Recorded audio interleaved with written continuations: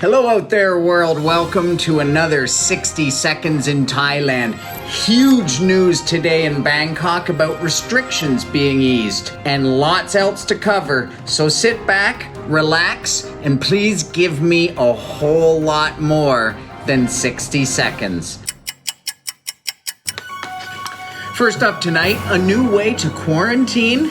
Well, not so fast. Last fall, Thailand introduced the special tourist visa with the hopes that long-stay travelers would flock to the kingdom and provide some relief for the much ailing tourism industry and businesses across the country.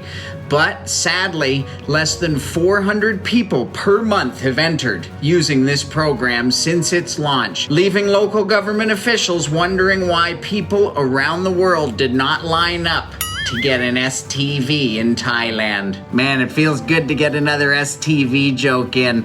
The main issue seems to be the mandatory quarantine, which requires all visitors to pick a hotel room to be locked in for the better part of 2 straight weeks, where they're literally only allowed to leave their room and head out to the prison yard, or pool deck that is, for 1 hour per day. So last week, the Thai government introduced a new option, formally approving 6 resorts to function as golf quarantine locations. I can't believe you're a professional golfer. I think you should be working at the snack bar. All right, let's go. Oh! You like that, old man? This would allow people the ability to complete their quarantine at a golf resort where, after a negative COVID test on day 1, they'd be allowed to play golf every single day. It's their hope that this will begin to grow the number of tourists coming into Thailand. On a poll done right here on this channel out of 2,000 people, however, 21% of you said this would make a difference in their desire to come to Thailand right now, while 60% said no, this would not make any difference at all, and 19% said maybe. But you would need more details. It seems to me that the only way Thailand tourism is going to undergo a noticeable growth spurt, it's going to require the removal of quarantine altogether, or at least having it vastly reduced from the current 14 days. But we're curious to hear your opinion. Comment below and let us know what it would take for you to come to Thailand as a tourist. Next, the latest on the recent second wave of COVID here in Thailand. There's very positive news on this front that just came out today. And for this, we turn it over to our reporter on the streets of Bangkok. Yes, Chris, I'm here on Soi 23, the very same stretch of street where I broadcast the start of this recent shutdown. And as you can see behind me, the massage shops remain closed, but are getting eager and excited to open up and begin accosting passers-by yet again. Due to the recent outbreak that began in late December at a seafood market in Samut Sakhon, Thailand, and Bangkok in particular, has been enduring a pseudo-lockdown with many businesses forced shut. As of this week, the new infection numbers began to level off, and with confidence, this second wave is now motorbikes. And with confidence this second wave is now under control, the Bangkok Metropolitan Administration, or BMA, has announced that effective today, 13 business types are allowed to reopen. This includes amulet shops, beauty salons, gyms, and yes, massage shops, meaning that the endings here on Soi 23 are about to get much happier. This is C. Parker reporting live for 60 Seconds in Thailand. Thanks for that report. And what about barbershops specifically? Well, let's see, they appear to be open, but let me confirm. Yes, indeed, I can confirm they are open. I told you they were open. Anyway, thanks for that report again. It's important to note that several business types do remain closed, including bars, nightclubs, cockfighting, fish fighting, bullfighting, Muay Thai fighting, and boxing stadiums, and something of keen interest to our family, schools.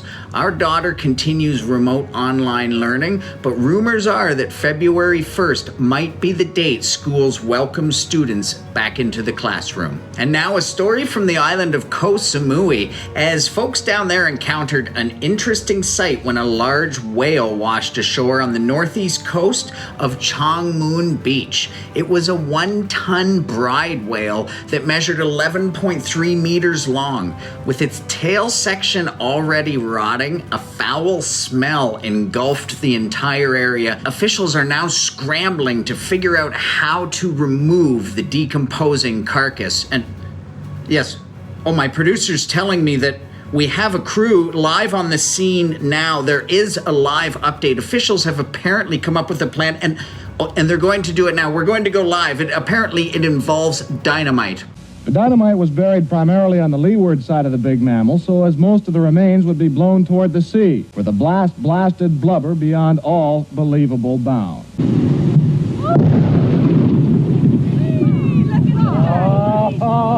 Our cameras stopped rolling immediately after the blast. The humor of the entire situation suddenly gave way to a run for survival as huge chunks of whale blubber fell everywhere. A parked car over a quarter of a mile from the blast site was the target of one large chunk. The passenger compartment literally smashed. Fortunately, no human was hit as badly as the car. However, everyone on the scene was covered with small particles of dead whale. Well, it appears as though the whale situation has been resolved. Now, I'm going to turn it over to this channel's very own CEO and resident YouTube scrub, Chris Parker, as he has received some items in the mail and will now perform what lame YouTubers apparently call an unboxing. Over to you, Chris. Thanks, Chris. I am retired and working for you. And recently, I got 2 packages that showed up in my condo, and they were shipped to me from 2 of you subscribers out there. So I wanted to publicly thank you here. The first one is from Jason. Jason from Brisbane. I'm not going to use last names just in case you wanted to remain anonymous, but let's see what Jason sent me. Emotional intuition, effortless living. I like to live effortlessly, Jason, and fasting the mind. I should be fasting the body. Thanks a lot, Jason. That's pretty cool of you. Next up is a bigger package. This one's from Rob. Let's do the classic unboxing thing. Oh shit, that didn't work. We're ripping into it, Rob. Some sort of water bottle.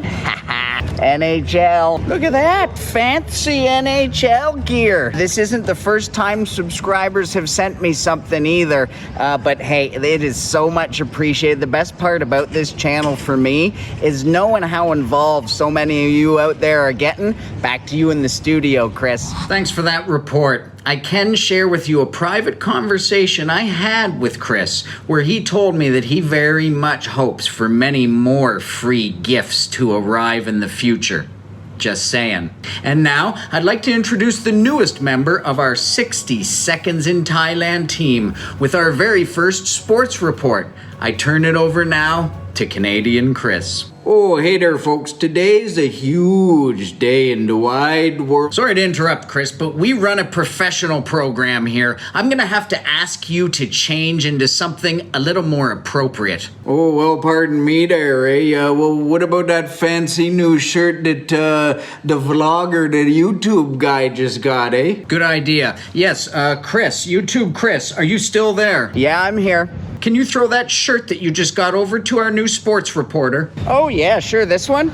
Totally. Happy to help. Here you go, man. Oh, haha. Oh, great. Sorry about all this confusion, folks. Now, Canadian Chris, you're off to a terrible start here. We don't have all day. Please proceed. Well, in today's sports report, the hockey season is officially started. That's right. It's the time of the year when the Leafs can realistically dream about winning the Stanley Cup. Something that they haven't done since back in 1967. And that's what I'm doing right now, Chris.